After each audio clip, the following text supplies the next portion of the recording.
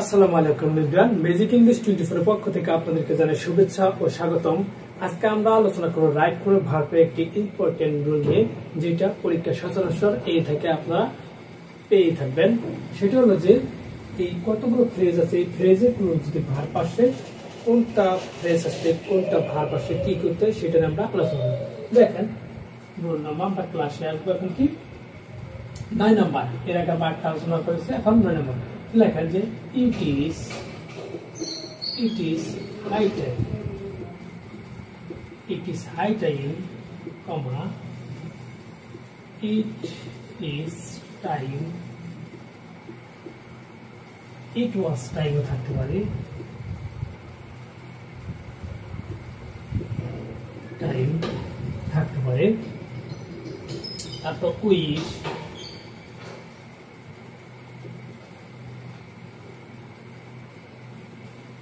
Wish, কমা, fancy.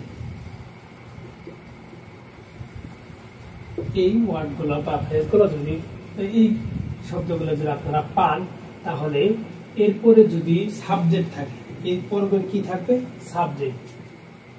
এর পরে subject থাকলে, এরপর সাবজেক্ট থাকলে তাহলে সাবজেক্ট প্লাস ভার্বের 2 নম্বর রূপ করতে হয়, অর্থাৎ পাস্ট ইন্ডিফিনিট করতে হয়। যদি সাবজেক্ট না থাকে তাহলে 2 প্লাস V1 করতে হয়, অর্থাৎ ইনফিনিটিভ করতে হয়। আমরা আজকে আলোচনা করব গুরুত্বপূর্ণ একটা রুল নিয়ে, যেটা থেকে পরীক্ষায় অবশ্যই আসবে। দেখেন যে it is high time, it is time, it was time, wish, fancy. এরপরে সাবজেক্ট থাকলে কি করতে হবে? সাবজেক্ট প্লাস V2 করতে হয়। যদি সাবজেক্ট না থাকে তাহলে আমরা কি করবো? ইনফিনিটিভ 200 ভার্বের বেস ফর্ম করে দেব। এক্সাম্পল আমরা দেখব যে, যদি আমরা এক্সাম্পলে যাই, যে দেখেন 1 নম্বর, it is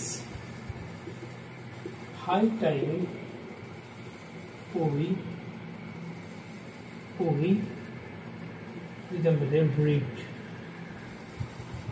read dash the book. 2 number, it is time I go to home. 3 number, I wished then subject আছে, I wished king. 4 নম্বর আমরা যদি যাই,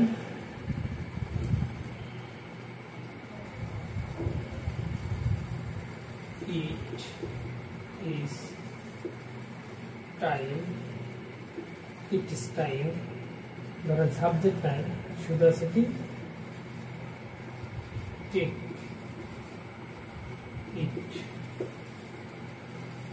5 নম্বর, it is high time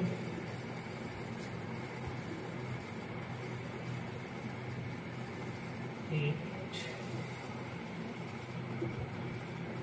rise। দেখেন, সত্যি হলো যে it is high time, it is time, it was time, wish, fancy. এরপরে সাবজেক্ট থাকলে, যদি এই শব্দগুলোর পর কোনো সাবজেক্ট থাকে, সেই সাবজেক্ট থাকা সত্ত্বে সেটা আমরা কি করবো? পাস্ট ইন্ডিফিনিট করব। সাবজেক্ট থাকবে যেটা, ওইটা আর সাথে কি করবো? ভার্বের V2 করে দেবো। এটি হলো সাবজেক্ট প্লাস V2 করে দেবো। আবার এখানে দেখেন যে, যদি একটা শর্ত দেশে সাবজেক্ট না থাকে, সাবজেক্ট নাও থাকতে পারে, সেই সাবজেক্ট যদি না থাকে তাহলে 2 প্লাস V1 করতে হয়, অর্থাৎ 2 দিয়ে একটা যেটা থাকবে ওইটা V1 আমরা করে দেবো। দেখেন যে ইট ইজ টাইম আমরা এখানে পেয়ে গেছি।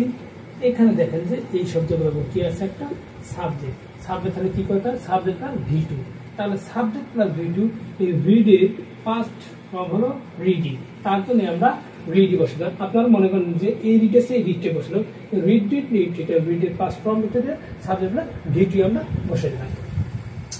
তারপর দেখেন 2 নম্বরে কি আছে, ইট ইজ টাইম আছে। এখানে কি আছে, সাবজেক্ট। সাবজেক্ট থাকার কারণে গো এর V3 হলো পয়েন্ট, আমরা সাবজেক্ট থাকার জন্য এখানে পয়েন্ট বসাই দিলাম। তারপর দেখেন কি আছে, আই উইশ। দেখেন এখানে সুন্দর করে কি দেওয়া আছে, উইস্ট মার্কারটা দেওয়া আছে। এই উইস্ট মার্কারের জন্য আই, এখানে বি ভাব আমরা জানি is are was were be meaning, এগুলো এখানে আমাদের হিসাবে কি বসে, ওয়াজ বসে, তাই না? কিন্তু না, এখানে আমরা ওয়াজ বসাবো না, কারণ এই উইশের পর যদি কোনো বি ভাব চায় সেটা নাম্বার পার্সন সরাসরি কি বসে, ওয়ার বসাতে হবে, ওয়ার বসাতে। এটা ইম্পর্টেন্ট, এটা পরীক্ষায় আসে থাকে, অনেকবার আসছে। দেখবেন আপনারা দেখবেন বোর্ডে আপনাদের ভালো দেখবেন, এটা অনেকবার আসে যে উইশের ফল এখানে দেখেন যে বি ভাবছেন আমরা অনেকে ওয়াজ বসাই দিই সাবজেক্ট অনুযায়ী, কিন্তু আমরা সাবজেক্ট নাম্বার পার্সন ছাড়া আমরা সরাসরি কি বসাবো, ওয়ার বসাবো। এটা আপনারা মনে রাখবেন, ভেরি ভেরি ইম্পর্টেন্ট, এটা মনে রাখবেন যে ওয়ার বসাতে হয়। এটা আমি নোটটা আপনার লিখে দেবো। তারপর দেখেন ইট ইজ টাইম।